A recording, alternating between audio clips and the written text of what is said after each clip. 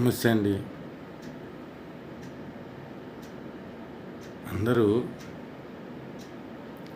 ఏదో ఒకటి సాధించాలని ప్రయత్నం చేస్తూనే ఉంటారు.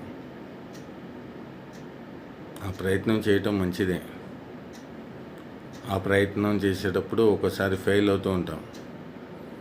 ఫెయిల్ అయిన తర్వాత అయ్యో ఫెయిల్ అయిపోయామే, ఎలాగా ఇంకా ముందుకు వెళ్ళలేమేమో అని పని చేయటం మానేస్తారు. అది కరెక్ట్ కాదు.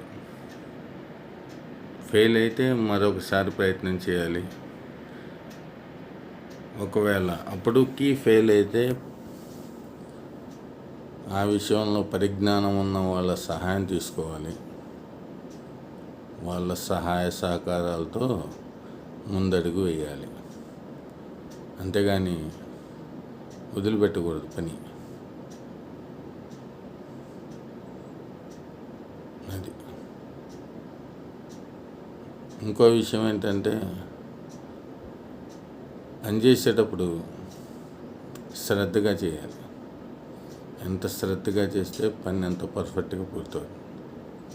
అదొకటి గమనించాల్సిన విషయం. ఏదో మొక్కుబడిగా చేసేసాం, పూర్తి చేసాం అనుకుంటే కాదు. దాని తగ్గట్టు ఏకాగ్రతతో శ్రద్ధాశక్తులతో పని పూర్తి చేయాల్సిందే. అందులో ఎటువంటి సందేహం లేదు. అది విషయం. ఈ 2 పాయింట్స్ గుర్తుపెట్టుకుంటే జీవితం చాలా బాగుంటుంది. Okay, by. Okay, thank you.